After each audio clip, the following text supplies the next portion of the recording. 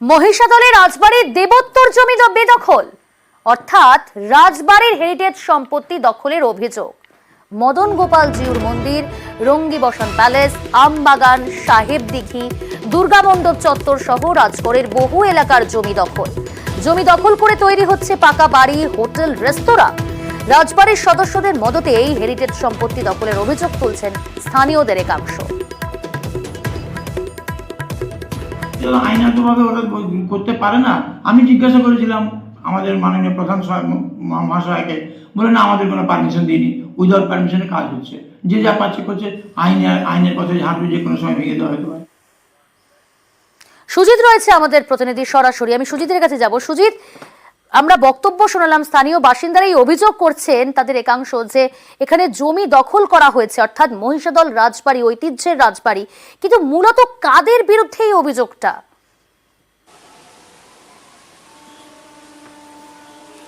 অভিযোগ যেটা তা কিন্তু বলা যায় যে প্রশাসন এবং রাজবাড়ি কর্তৃপক্ষের বিরুদ্ধে। মানুষ অভিযোগ করেন, আমরা খবর দেখাই, তারপর প্রশাসনের তোড়জোড় শুরু হয়। মানুষ বলছেন, তারপর দেখা যায় যে আবার যে কেসেই, অর্থাৎ কিনা প্রিয়াঙ্কা, যে অভিযোগগুলো সামনে আসছে, যেখানে দেখা যাচ্ছে রাজবাড়ি চত্বরে, যে বিশাল রাজবাড়ি চত্বর, সেখানে আচমকাই যেন বেদখল হয়ে যাচ্ছে। কেউ খুঁটি গাড়ছেন জমি তার দাবি করে, কেউ সেখানে নির্মাণ করছেন এবং সেখানে গড়ে উঠছে বাসভূমি, দোকানপাট, সব কিছু। কিন্তু এই যে রাজবাড়ির ভেতরে দেবোত্তর সম্পত্তি যুক্ত এই এলাকা, সেখানে কি করে জমি হাতবদল হচ্ছে সেই নিয়ে প্রশ্ন, অভিযোগ সবটাই কিন্তু এলাকার মানুষ করছেন। এলাকার মানুষ সরব, কিন্তু প্রশাসনিক যে বলা যায় যে ব্যবস্থাপনা, সেখানে কিন্তু সেভাবে দেখা যায়নি, এটাও অভিযোগ এলাকার মানুষের।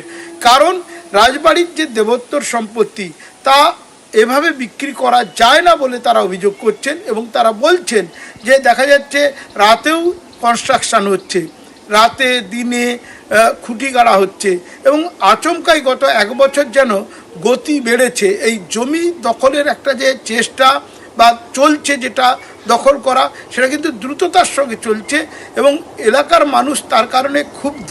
তারা ক্ষুব্ধ, আমরা খবর দেখাই এবং প্রশাসনের যারা কর্তৃপক্ষ তারা আসেন, তারা টিম করে দেখেন, তারপরে কি দেখা যায় আবার সব কিছু কিছুদিন বন্ধ থাকে, আবার নতুন করে বিক্রি বাট্টা চলে। কিন্তু কেন বিক্রি হচ্ছে, কিভাবে হচ্ছে দেবোত্তর সম্পত্তি, সেটা কিন্তু প্রশ্নের মুখে, এবং সেটা উত্তর দেবে কে? রাজবাড়ি চাপে পড়ে তারা, রাজবাড়ি কর্তৃপক্ষ বলছে যে তারা পুরোটা হয়তো জানেন না, জানলেও তারা বলছে আমাদের সিলিং না থাকায় তারা না বুঝতে পেরে বিক্রি করছেন বা এইসব কথা। কিন্তু কথা যদি তারা এভাবে বলেন, সেখানে কি তারা ঝেড়েও কাশছেন না। সব মিলিয়ে এই অবস্থার মধ্যে শোরগোল শুরু হয়েছে মহিষাদলে এবং মহিষাদল রাজবাড়ির এই জমি জায়গা নিয়ে। বেশ, অনেক ধন্যবাদ সুজিত। আর এই নিয়ে সরব শাসক বিরোধী সকলেই।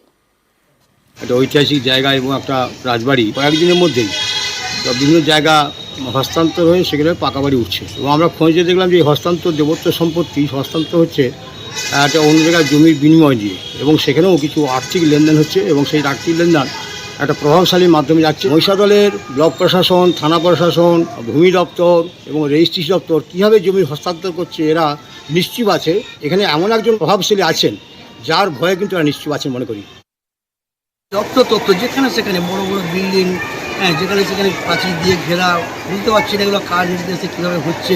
তার রাজবাড়ির দিক থেকে হচ্ছে না সরকার দিক থেকে জায়গাতে হচ্ছে, কাদের মাধ্যমে হচ্ছে, কারাই অনুমতি দিচ্ছেন, এটা অবশ্যই হওয়া বাঞ্ছনীয় নয় বলে মনে হয়। যদিও এর দায় এড়িয়ে গিয়েছে রাজ পরিবারের সদস্যরা। 95 একর যে জায়গার মধ্যে কিছু জায়গা ওয়েস্ট হয়েছে, কিছু জায়গা আমাদের আছে, তো সেই জায়গাগুলো কোনটা কে দখল করছে, কোনটা রাজবাড়ির জায়গা, কোনটা জবরদখল হচ্ছে, সেই জায়গার তথ্য তো আমাদের কাছে সেইভাবে নেই। সেটা প্রশাসনকে দেখা উচিত। তাহলে ওগুলো যারা ঘেরছে ওদের বিরুদ্ধে সেটা প্রশাসনকে আটকানো উচিত, সেটা কথা বলা উচিত আমাদের সঙ্গে এসে। ঠিকঠাক বিক্রি হোক, মানুষ আসুক। রাজবাড়িতে থাকা অনেকে ইচ্ছে থাকে, থাকতেই পারে মানুষের ইচ্ছে।